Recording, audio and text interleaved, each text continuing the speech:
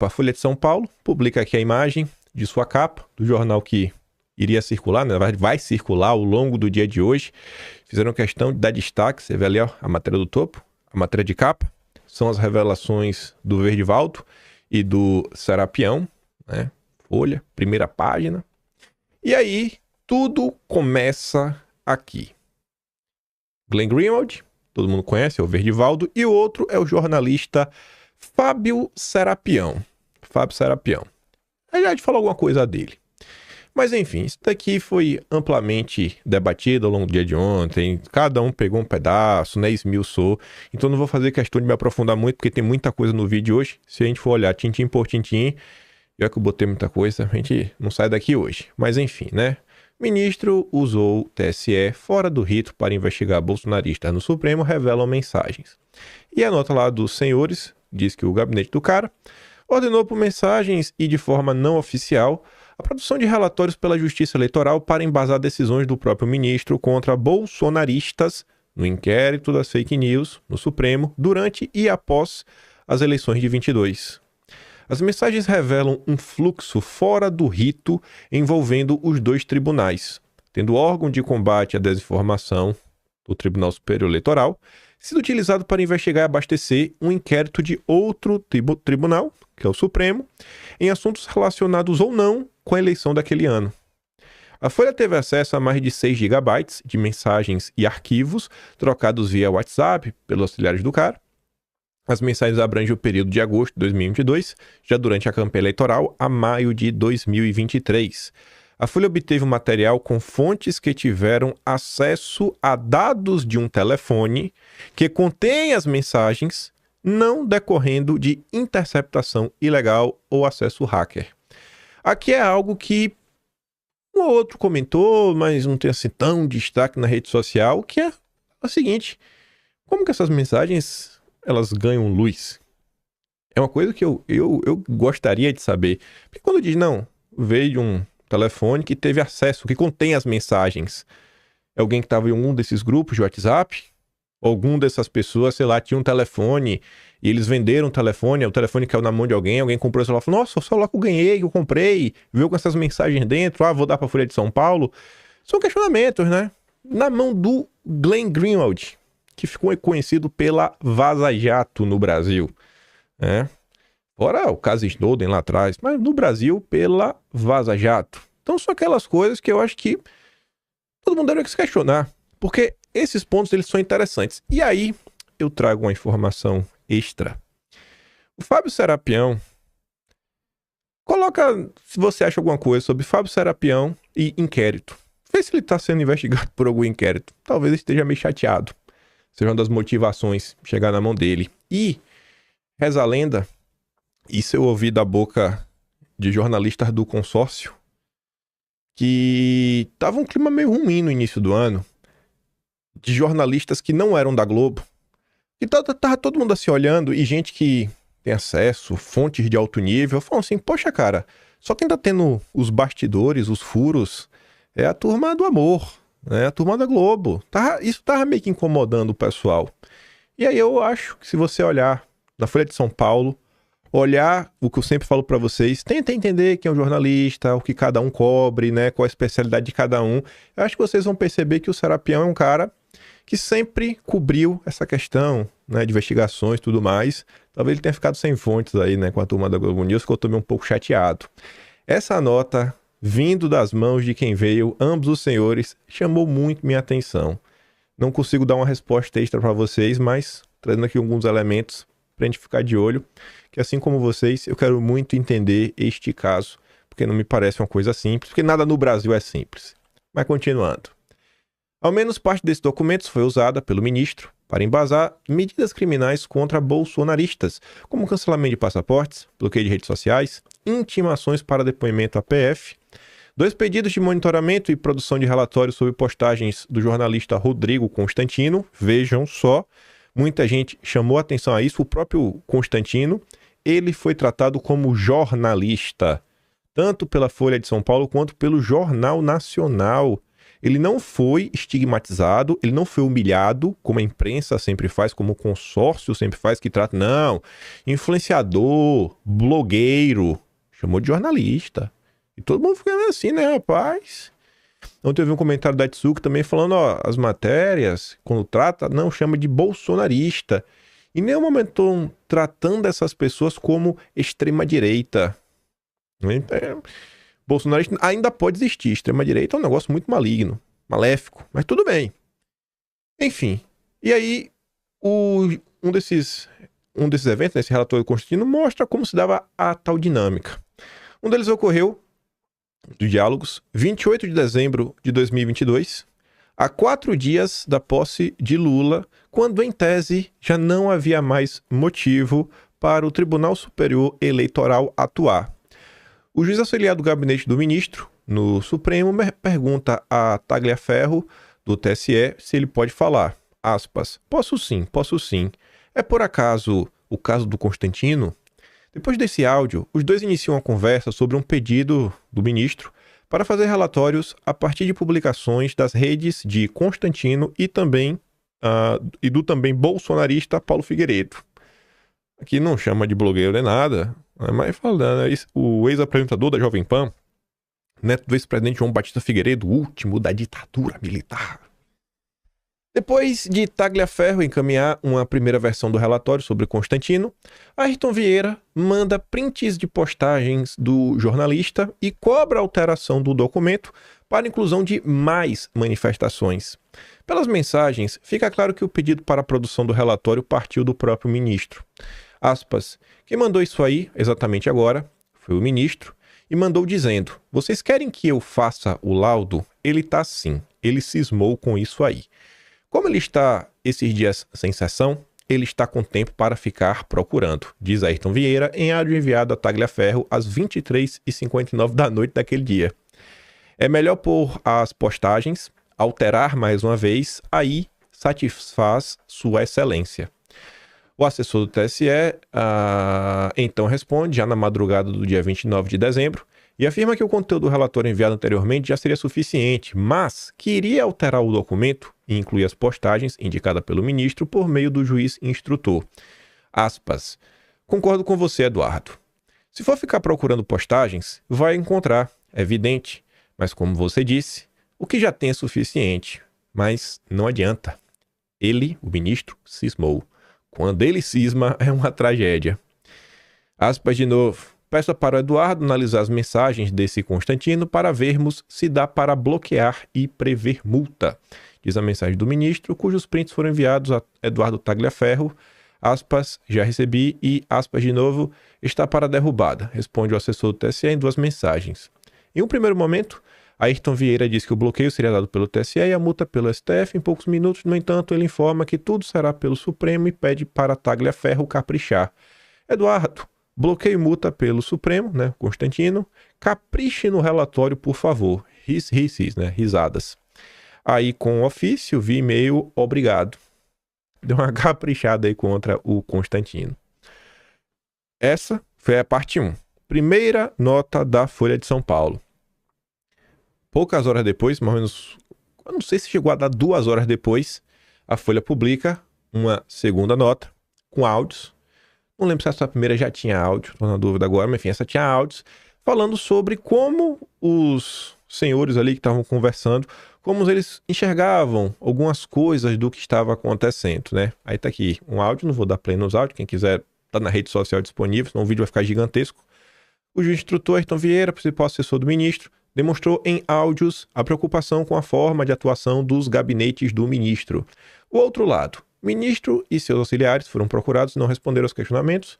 Depois saiu uma nota oficial falando que tudo que foi feito dentro da legalidade. Tem a nota oficial, está nos perfis da corte, você acha nas redes sociais, pode ver, a Globo também falou um pouco sobre isso.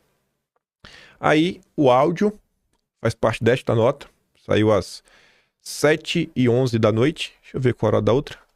7h11, 5h18, quase 2 horas. Quase menos de 2 horas de diferença. Mas enfim, o auxiliar do ministro sugere em áudios estratégia para evitar uso descarado do TSE. Ouça. Duas mensagens enviadas em 10 de outubro de 2022 por Ayrton Vieira a Eduardo Tagliaferro mostram o receio de que algo viesse a público. Formalmente, se alguém for questionar, vai ficar uma coisa muito descarada, digamos assim. Como um juiz instrutor do Supremo manda um pedido para alguém lotado no TSE e esse alguém, sem mais nem menos, obedece e manda um relatório, entendeu? Ficaria chato. E aí tem essa conversa lá um pouco maior, é mais longa.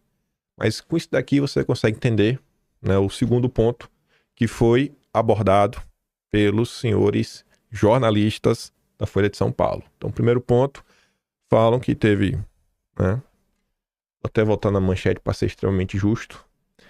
O primeiro ponto que os jornalistas da Folha trazem é que algumas coisas podem ter ocorrido fora do rito, né? Algumas investigações podem ter seguido o rito normal. É o primeiro ponto. O segundo ponto é que os senhores que estão nas mensagens meio que reconhecem que os ritos não são tão normais assim e que se fossem questionados poderia ficar meio chato.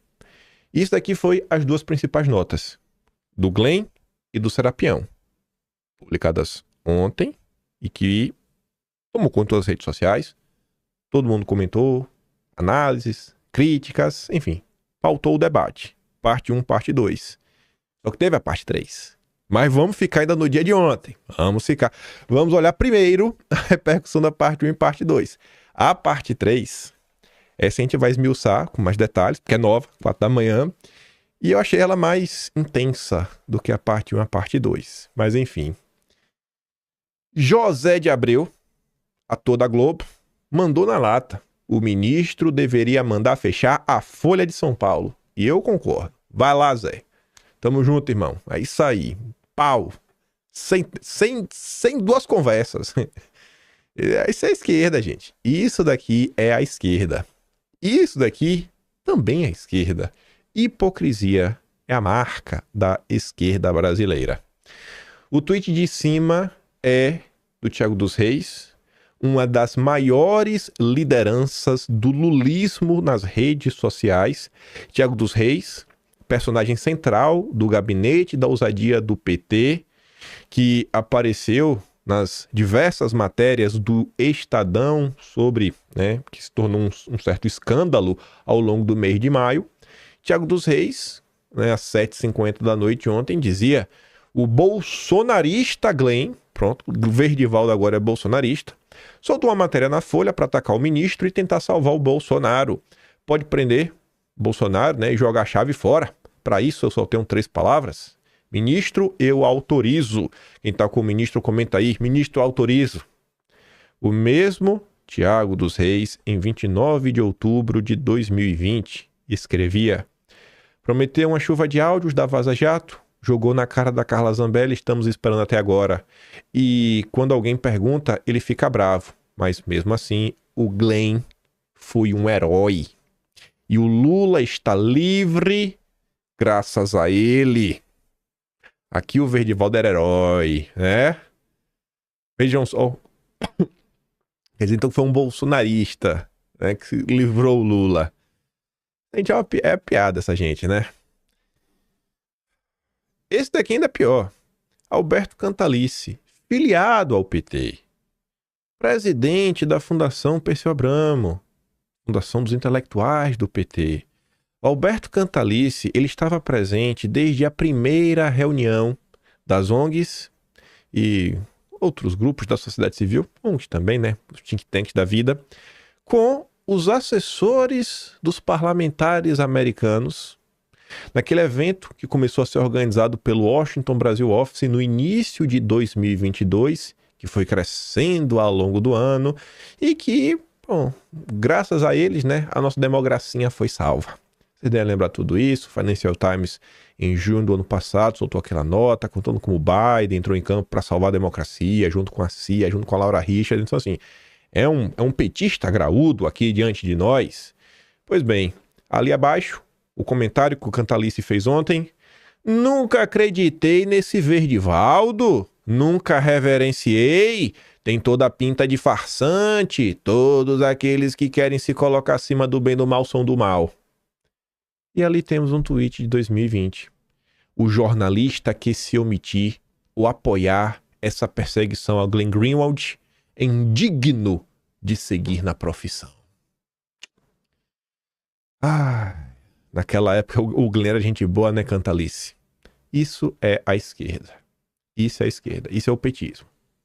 Aí, algumas pessoas na esquerda um pouquinho mais inteligentes, Leandro Demore, a se confirmar a gravidade nisso. Potencial de derrubar muita coisa da investigação. Os dias serão intensos. E eu acho que, inclusive, é um ponto que um está se questionando, né? E agora? Depois de tudo tá rolando, vai ter alguma coisa? Não vai? Para onde as coisas vão? A gente vai caminhar até chegar lá. Talvez isso daqui tenha sido um dos pontos mais surpreendentes do dia de ontem. E, assim, eu não tenho uma resposta para isso. Eu acho que ninguém tem. Todo mundo está especulando. A Globo comentou sobre o assunto. A Globo comentou sobre o assunto. Sim, horas após o ocorrido. A Globo não abafou. A Globo não abafou o assunto. Mensagens apontam uso informal de órgão do TSE por gabinete do ministro para abastecer a investigação de apoiadores de Bolsonaro, diz o jornal. E depois trazendo uma nota, né? Uma nota oficial do ministro, do gabinete dele. Só que, assim, só de sair no Globo, que é o jornal, já chama muita atenção. Porque a Globo não fala nada. Nada que possa prejudicar o status quo, a Globo comenta. A Globo, acho que pela primeira vez na história, botou no Jornal Nacional. O Jornal Nacional, ele é aberto. William Bonner comentando a denúncia. Aí depois, já na sequência, ele também, já na introdução de 30 segundos, ele fala da questão ali, né, da resposta do gabinete do ministro.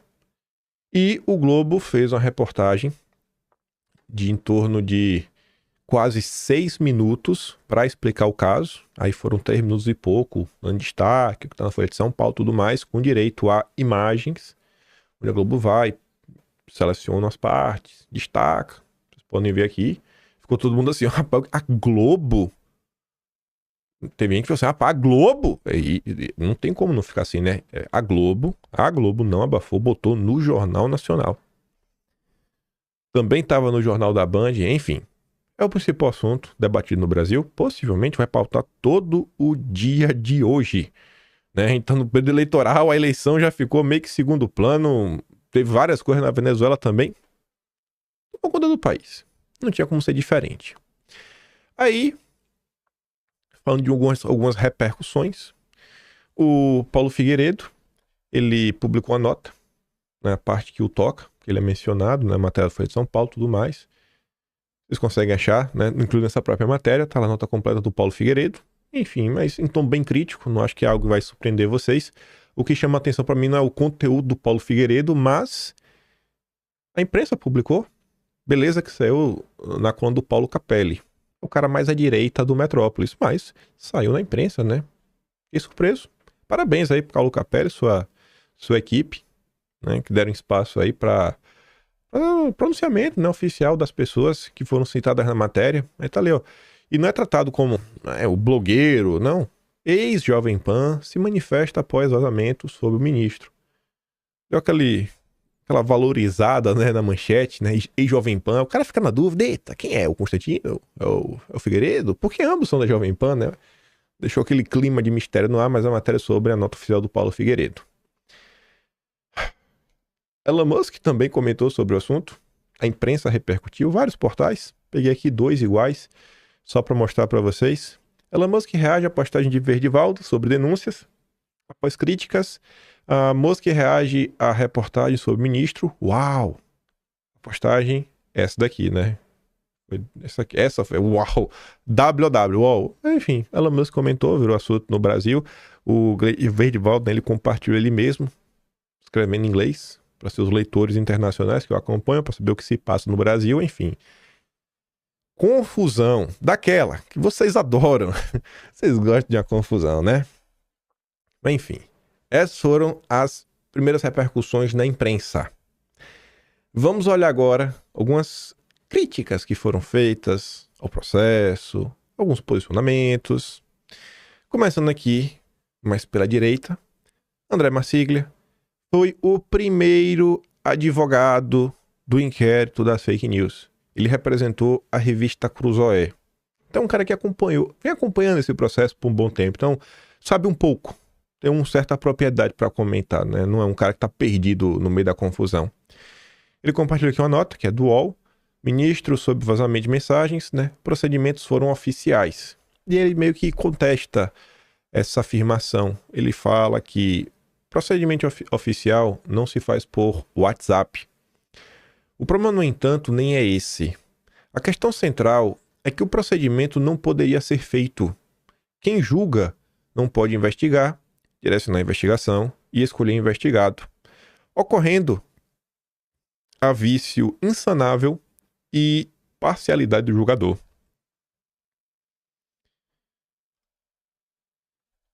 Walter Majorovich, já foi juiz, jurista, vem tecendo muitas críticas a diversas coisas que estão acontecendo no Brasil, muitas críticas mesmo, bem contundentes, não é a primeira vez. Nos últimos 2 dias, ele que fez uma nota que circulou bastante no Brasil, onde ele comenta sobre o caso do Felipe Martins, os erros que aconteceram em sua visão. Ele acha assim que foi absurdo, né? O Felipe Martins ter ficado tanto tempo preso. E pela chamada aqui dá para você mais ou menos entender o que ele vai falar. Ele diz que o ministro fez tipo um tipo de ABIN paralela para obter informações de bolsonaristas. E se você para assistir a sua fala, eu não vou dar play nessa por uma razão. São 8 minutos e 47 ou 37 segundos. Não vou dar play 8 minutos da fala do Majorovich. Ele segue um tom similar da Folha de São Paulo, que eu já mostro para vocês. Onde ele fala o seguinte, ó, eu tô comentando aqui, eu não tô aliviando pros golpistas, eu não tô negando que houve um golpismo, então assim, eles validam toda a tese, tudo que aconteceu, né, que assim que existe um movimento golpista no Brasil, toda aquela história, mas mesmo assim, mesmo com golpismo, mesmo com isso, mesmo com aquilo outro, é injusto o que tá acontecendo, né, assim, não é o melhor dos ritos, né, não é o melhor dos caminhos, esse caminho que a gente vem trilhando. O mesmo Walter Majorovich, ele deve ter ficado, né, sei lá, deve ter comentado alguma coisa, falou, pô, devia ter dito algo a mais. Aí depois ele escreveu uma nota ainda mais intensa, dizendo que o ministro terá que enfrentar impeachment por abuso de poder e desvio de função. Afirmação pesada, né? Até para um cara que é crítico e que vem tecendo críticas frequentemente. E como eu acabei de falar, né? Ele não é bolsonarista. Ele acha que o bolsonarismo é um bando de golpista. Então não é uma crítica que está vindo da direita. Ah, é um cara da direita, é um apoiador de Bolsonaro, que está aproveitando a situação meio que para surfar. Cara, não é. O Walter Majorovich, ele não é apoiador de Bolsonaro. É uma pessoa que odeia Bolsonaro e tem a sua opinião. Folha de São Paulo tem...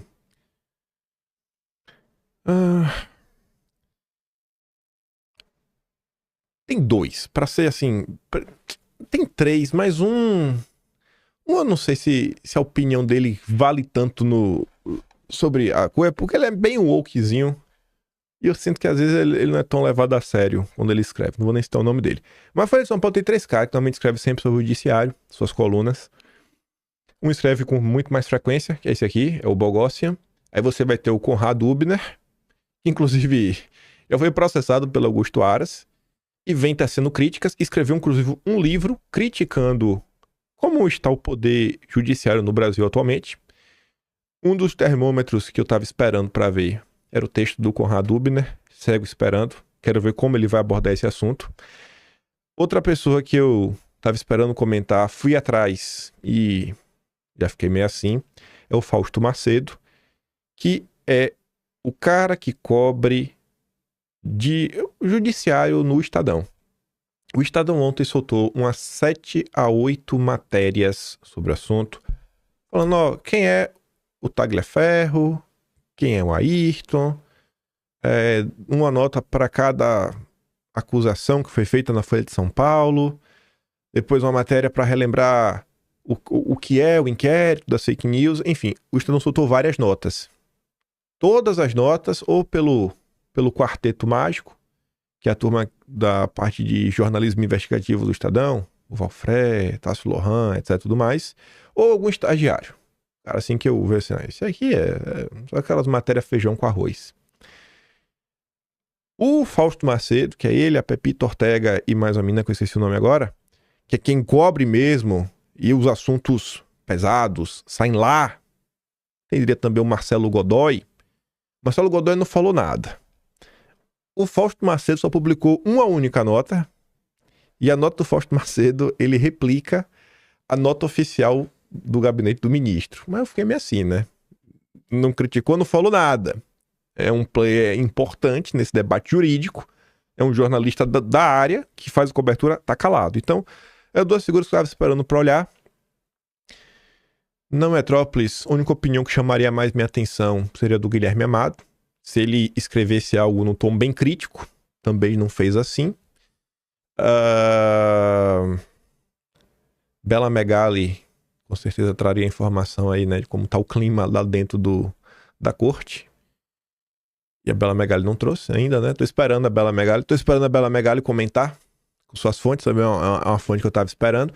E a turma da Globo News, né? São os indicadores, os bons termômetros pra gente ver como anda o debate. Mas enfim, o Bruno Bogancia foi o que eu falei pra vocês. Ele segue mais ou menos a linha do que o Walter Mairovich falou naquele recorde de 8 minutos e meio, que tá aí questão bem paralela. Recomendo que vocês escutem todo. Vocês acham fácil nas redes sociais. E o Bogancia diz que o ministro escolheu concentrar poder em vez de corrigir os vícios. Aí ele começa fazendo afirmações, que aí acho que algumas vocês vão discordar. Como, por exemplo, né? A PGR tinha dado todos os sinais de sua letargia quando o ministro mandou engavetar um pedido de investigação contra o Augusto Aras. Era agosto de 2021 e o ministro afirmou que faltavam indícios sobre o interesse do PGR em dar guarida a Bolsonaro para, entre outros crimes, tentar demolir o sistema eleitoral. O Aras agiu de má vontade ou não quis agir? Ou será que realmente não tinha nada?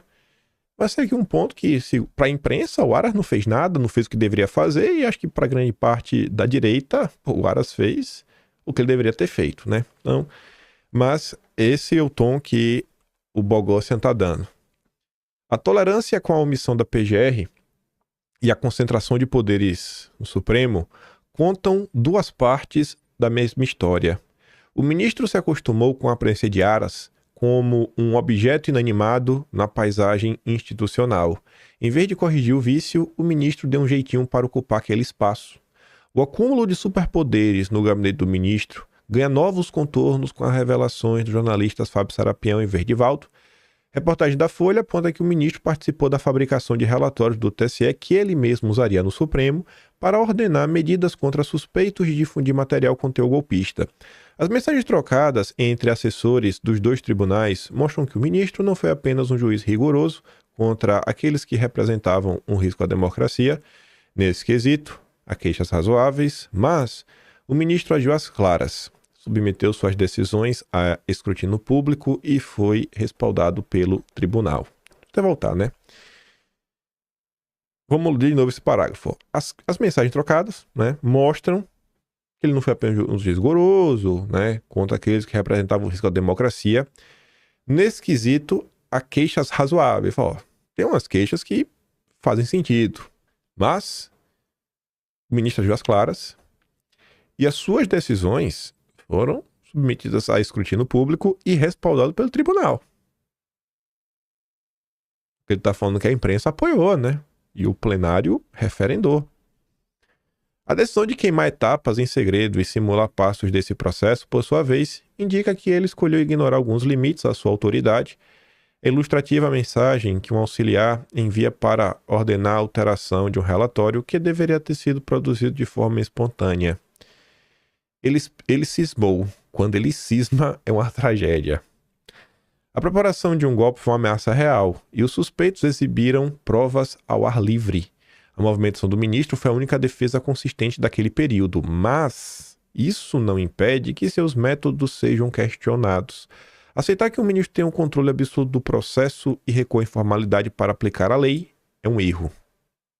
Então, até o final do dia, tá ruim, tá meio ruim, né? Tá meio ruim. Aí veio nossa grande Raquel Landim. Se os garantistas utilizarem a mesma régua, o ministro é Moro e Deltan. Meio que ao mesmo tempo, né? E ela faz um texto explicando, relembrando algumas coisas que aconteceram. E aí ela, Raquel Landim, termina de um jeito. Não sei se ela já tinha visto algumas postagens nas redes sociais antes de escrever isso daqui. Mas ela fala que o Brasil está tão dividido e irracional, contudo, que o mais provável é que não haja lógica alguma nos posicionamentos políticos nos próximos dias, e que os garantistas de ontem defendam o ministro e os lavajatistas daquela época ataquem o ministro, onde sua polarização falta coerência. É porque os garantistas eles são petistas. O petista sempre vai defender o petismo. É só isso. Aí, temos aqui um grande garantista, Augusto de Arruda Botelho. Era, inclusive, secretário do Ministério da Justiça, do Dilma. A comunicação e a troca de informações entre tribunais é completamente diferente da comunicação e da troca de informações entre partes. Aí o procurador por São Paulo, Fabrício Drummond, replica dizendo: a comunicação e troca de informações entre tribunais se dá por decisão fundamentada e ofícios. E Augusto pergunta: você manda ofício para o estagiário do GAECO pedindo ou mandando informação? Me poupe. E o Fabrício Drummond diz: não. Eu mando para a chefia do órgão. Já mandei ofício para mim mesmo, quando desempenhando 2 cargos, uma vez que não se trata da minha pessoa física, e para que fique documentado para os que venham a ocupar depois de mim. No meu entender, o ocupante do cargo não se confunde com o cargo em si. Então, os garantistas saíram em defesa, né? Eles mudaram de entendimento, né? Porque agora mudou. Agora mudou. Os garantistas, né? O grupo Prerrogativas. Absolutamente nada comprometedor. Diz Big Mac, né? Marco Aurélio de Carvalho, filiado ao PT há mais de 2 décadas e coordenador do grupo de advogados.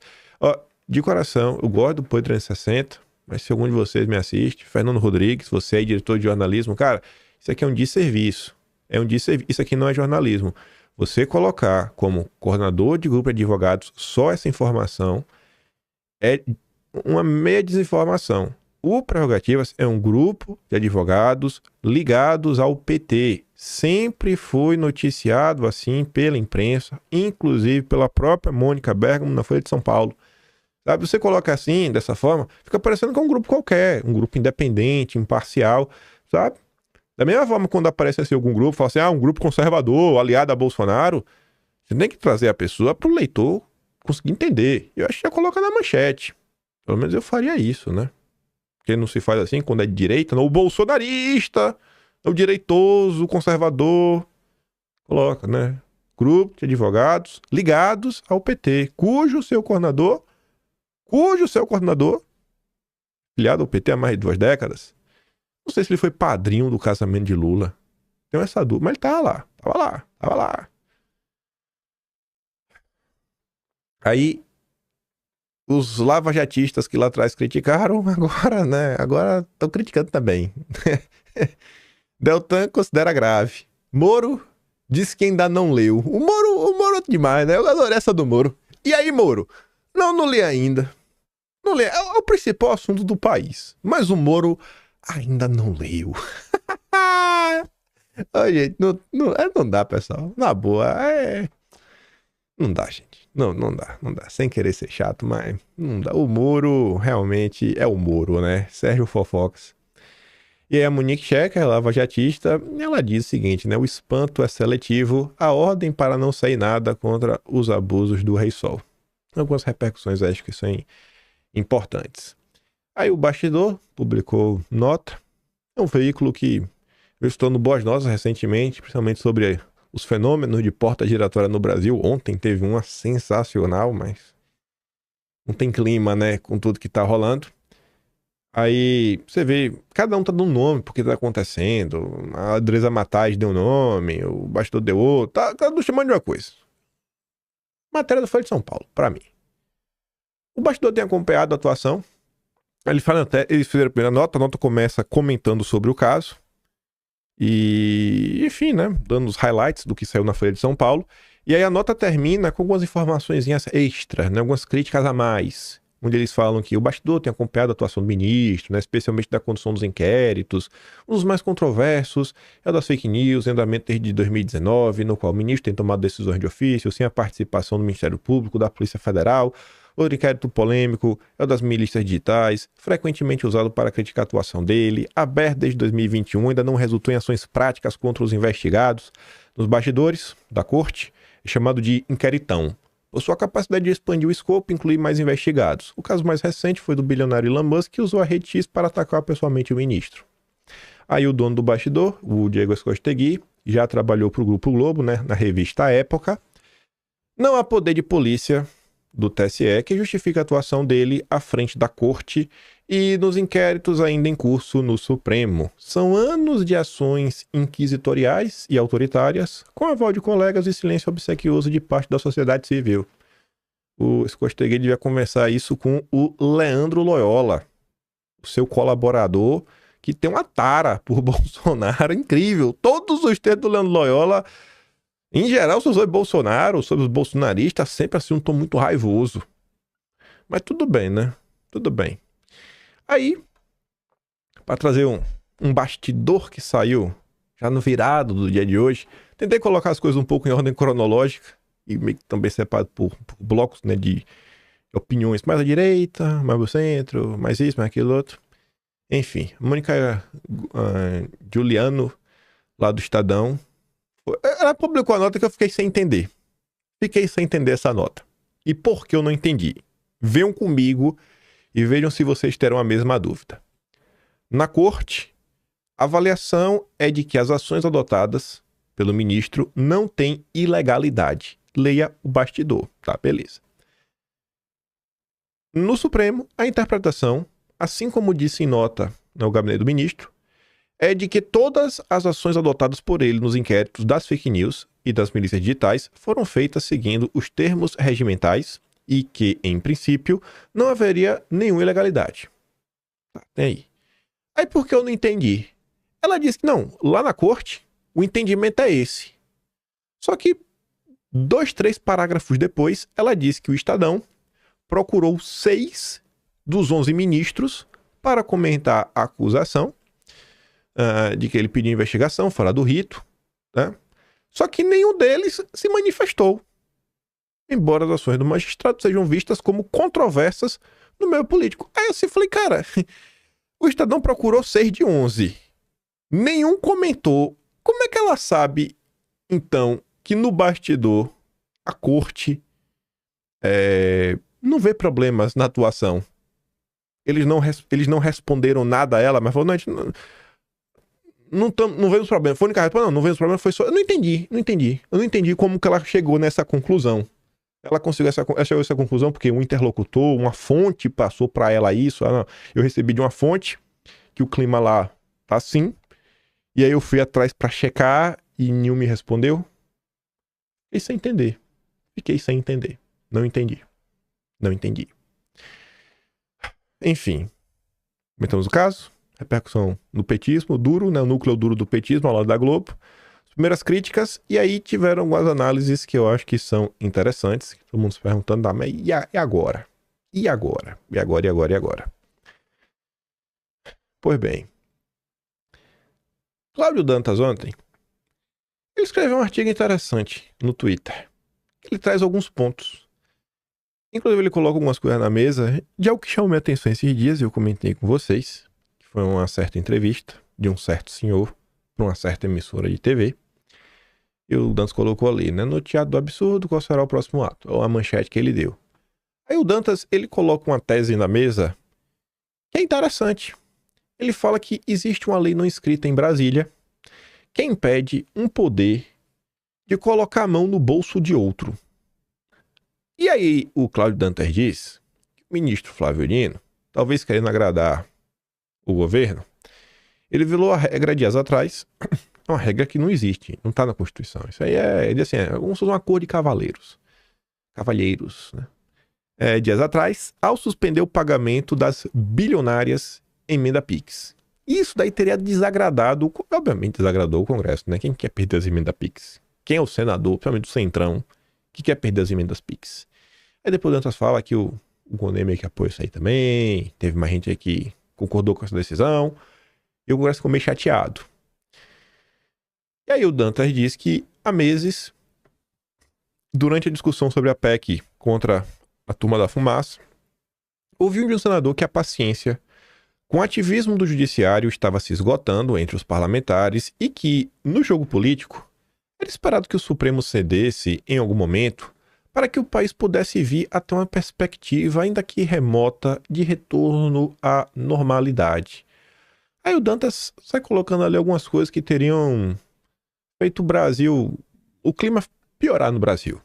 Cassação sumária no deputado, detenção arbitrária de ex-ministros e a inabilitação desarrosada de um ex-presidente que vive diariamente sob achincalhe público e ameaça de prisão. Isso encheu o copo. A gota d'água, entretanto, foi o avanço sobre as emendas parlamentares. Isso é a cara do Brasil, né? Fizeram 1000 coisas. Tá de boa. Mexeu no dinheiro dos parlamentares, aí eles ficaram revoltados.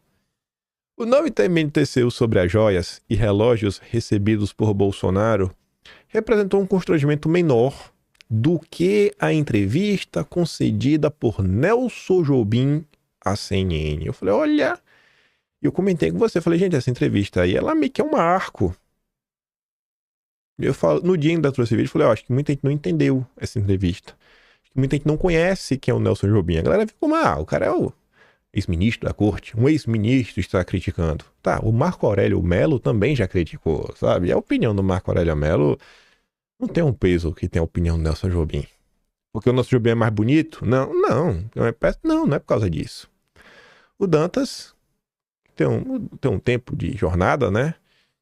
Ele pontuou algumas coisas que eu comentei em vídeo também, que ele fala assim, ó, ex-deputado, o Nelson Jobim é ex-deputado, ex-ministro da Justiça, ex-ministro da Defesa, ex-presidente do Supremo e hoje ele é sócio de André Esteves no BTG.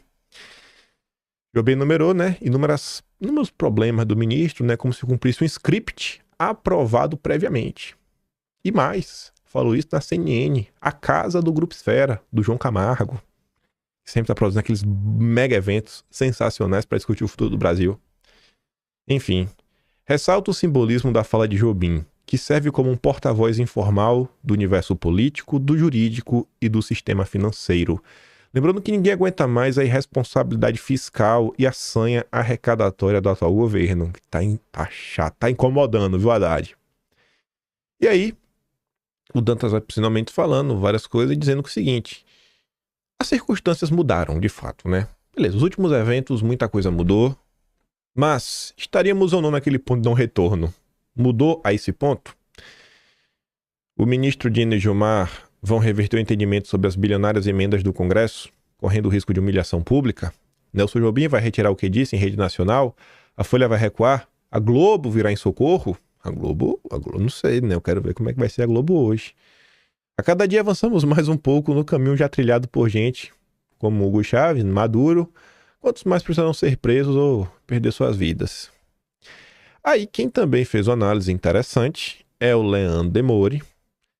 É uma análise que ele começa colocando uns pontos dele, acho que talvez mais até para agradar a turma da esquerda. Ele conta o que foi o caso do Moro, para falar o que tá... Agora é tudo diferente. Não dá para comparar o que aconteceu com o Moro com o que aconteceu agora. Beleza. E aí, depois que ele faz essa ressalva, ele fala assim, mas... mesmo os casos não sendo iguais, existe o impacto político da matéria de hoje da Folha de São Paulo, e o que conta é como a história será contada. Nesse sentido, esteticamente, forçarão a comparação porque ela é fundamental como um atalho mental para as pessoas. Há um jogo sendo jogado faz tempo e ele leva 2 coisas. Primeiro, ele botou 2 coisas, né? Mas ele botou 3 itens. O Leandro Demônio é muito bom de conta. Primeiro ponto, anistia total dos criminosos do 8 de janeiro e tudo que veio antes daquele dia. Isso inclui Bolsonaro, que quem presta atenção no que eu digo já sabe disso faz tempo. Então demore aí, se você é uma pessoa que deseja que Bolsonaro concorra a 2026, demore que é colocar esperança em seu coração. Segundo desdobramento. Curiosamente, a entrevista do Nelson Jobim ao Poder 360, não, foi a CNN, demore. 2 dias atrás, a Operação Elon Musk, que veio ao Brasil pela mão do Fábio Faria, todos esses personagens estão ligados ao BTG. Qual o nome da mão que balança esse berço? 3. Se houve de fato tentativa de maquiar a aquisição de provas via TSE para inquéritos no Supremo, parece que elas devam ser anuladas. Quem disse é o Demore. O que seria correto a ser feito, caso confirmasse. Mas a operação em curso vai usar isso para inflar o fato e extrapolar suas consequências políticas e de negócios. Dezenas de senadores estão dispostos a encarar o Judiciário e, no Supremo, à disposição de enfrentar o Senado. Insisto mais uma vez, há um grande jogo em campo, com interesses distintos que vão dos negócios de banqueiros e magnatas até as mais comezinhas vinganças de bandidos da extrema-direita. Esse jogo vem sendo jogado há tempos, Twitter File, gravação do CID, movimentação do TCU, melar o carro das joias, tudo conflui. Não estou otimista. Há que se dar o peso que os fatos têm. E o uso dos fatos para contexto amplo. Estamos diante da arapuca de um golpe financeiro institucional. Golpe, tudo é golpe para a esquerda, né? Meu Deus do céu. Mas enfim, o Demore não está otimista com o que pode acontecer. Enfim, né? Eu não quero botar minha esperança no coração de ninguém, mas temos alguns posicionamentos que eu achei interessante. Aí você tem o cara que segue a linha meio que do Demore. Se faz de bobo, mas não é bobo. Leonardo Atush, dono do Brasil 247. Pelo andar da carruagem, a classe dominante chegou à conclusão de que só o incomível tem condições de enfrentar o Lula em 26. O próximo passo, depois da marola de hoje, será a devolução dos seus direitos políticos e em seguida virá a beatificação. Estão deixando... Rapaz, estão botando esperança no coração do povo. Não façam isso. Mas estou mostrando para vocês. E aí temos um representante do MBL, um extraoficial, tipo Power Ranger branco, André Guedes. Todos são autoritários. O ministro, Bolsonaro, Lula, todos. A única diferença é o método. Se você diz estar ao lado da liberdade, mas fica bajulando um deles, você é só um farsante, pronto. O MBL está acima do bem e do mal, sempre. Todos são iguais. Bolsonaro, Lula, é incrível como as coisas são, né? E ainda tem isso outra coisa, né? No dia de ontem ainda, os deputados começaram a se movimentar. Diante desse caso aí, estão pedindo a instauração da CPI de abuso de autoridade. O Paulo Capelli, lá no Metrópolis, também anunciou que a oposição vai se juntar e fazer meio que um super pedido, né, contra o ministro, juntar vários fatos que aconteceram, etc. Tudo mais. Primeiras movimentações burocráticas, eu não sei como colocar, assim, manifestações, movimentos mais concretas, né, ações concretas tomadas aí pela turma da direita. Ainda no dia de ontem, para chegar na parte 3, já tá com 50 minutos, meu Deus do céu. X de Elon Musk divulga nova decisão sigilosa do ministro contra bolsonaristas. Esse ofício exige a censura de contas populares no Brasil, incluindo o pastor, um atual parlamentar e a esposa de um ex-parlamentar, disse o Twitter em sua conta oficial de relações governamentais. A mensagem também diz: acreditamos que o povo brasileiro merece saber o que está sendo solicitado a nós. Isso foi publicado ontem, depois da primeira matéria do Verdivaldo e do Serapião. Mil uma coisa acontecendo. Foi coincidência? Não foi coincidência? E aí? O que vai acontecer nos próximos episódios? Eu queria ter uma bola de cristal, não tenho. Tô aqui relatando um fato para vocês. Como sempre eu digo, manter o pé no chão. Não vai procurar lavar a alma. Lavar a alma não vai ajudar em nada, sabe? Tenta dosar sempre expectativa e realidade. E observa o desenrolar das coisas.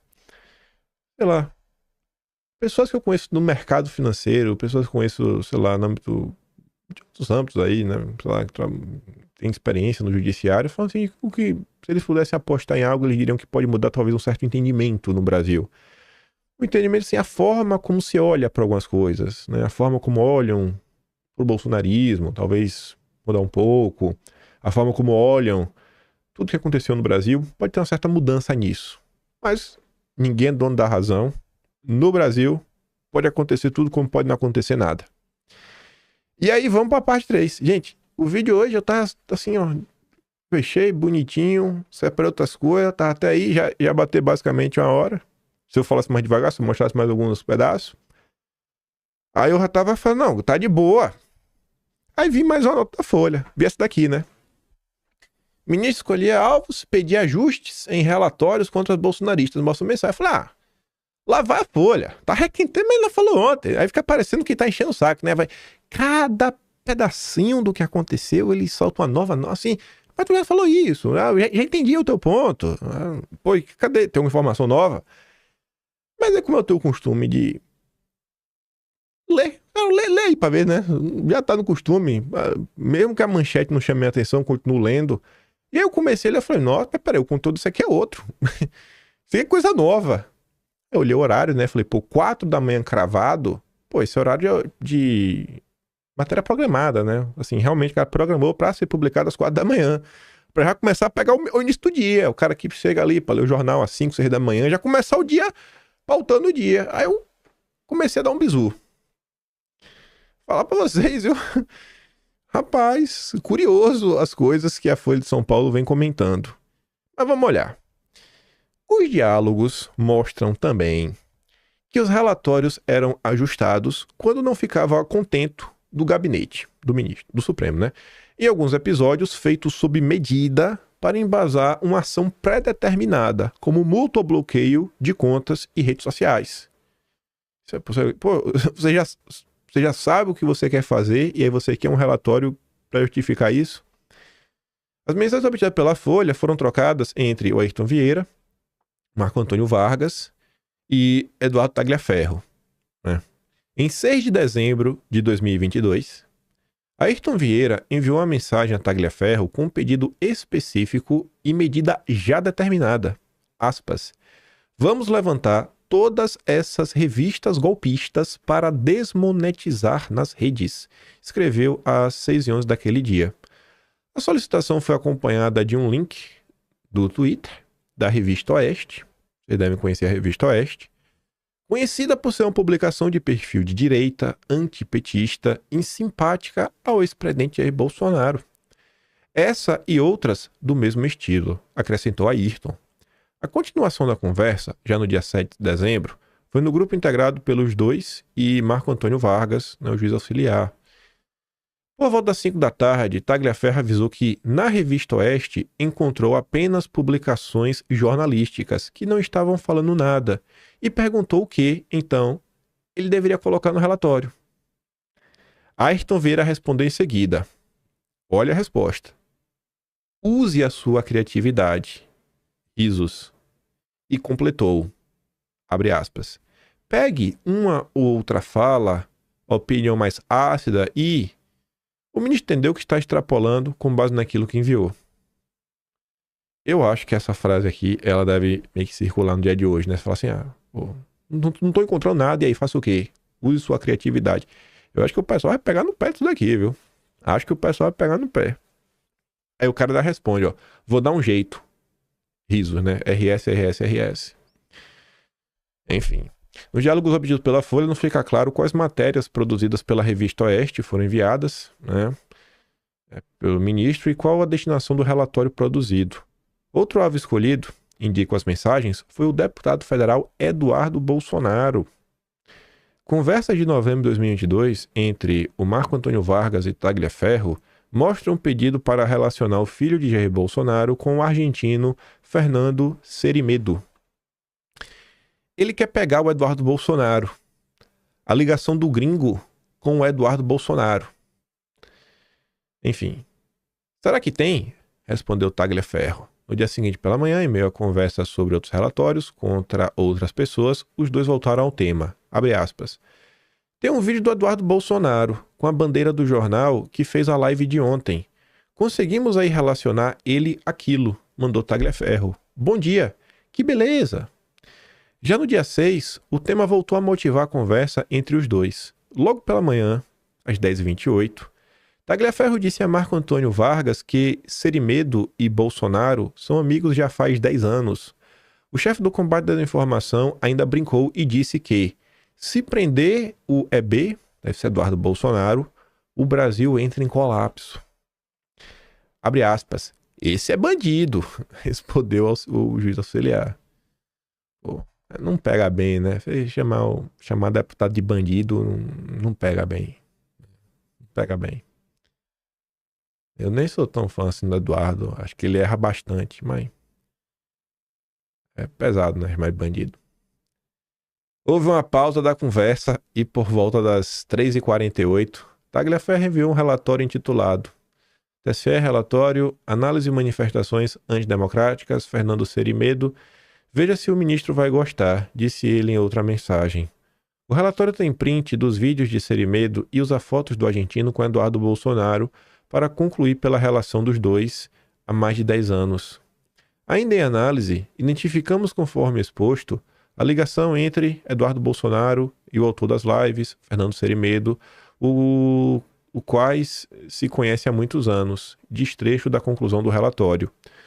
O juiz do TSE parece ter compartilhado o relatório com o ministro, indicam as mensagens, porque às 4h09, Marco Antônio Vargas reencaminhou para Tagliaferro uma mensagem com ordens do ministro sobre o que fazer com o relatório.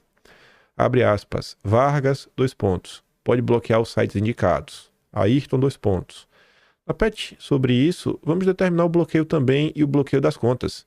Lembre-se sempre da ciência PGR, diz a mensagem. Em seguida, o juiz do TSE diz a Tagliaferro, : abre aspas, gostou e está disparando ordens. Poucos minutos depois, Marco Antônio Vargas repassou ao assessor do TSE o pedido do ministro e disse: puxou o fio da meada. Isso que importa. Não fica claro nas conversas quais medidas foram tomadas pelo ministro após o envio do relatório. Tagliaferro, depois do envio, afirmou que ele pode responsabilizar o Eduardo Bolsonaro pelas manifestações. Ponto. Abre aspas de novo. Já mandou preparar investigação nesse sentido no Supremo. KKKKKK, respondeu o juiz. É meio triste ler isso, sabe? Sério de coração pra vocês. Fico triste com o que acontece no Brasil, gente. Não, me dá uma tristeza, sabe? Não consigo sentir outra coisa se não for tristeza. Eu sinto que o ressentimento toma conta do Brasil. Eu sinto que as pessoas no Brasil, elas deixaram o emocional falar mais alto, sabe? Sei lá, dá risada. Pô, cara, risada é risada. Chama um disso, daquilo outro. Piadinhas. É um negócio sério tudo que tá acontecendo. Tudo que tá acontecendo no Brasil é muito sério.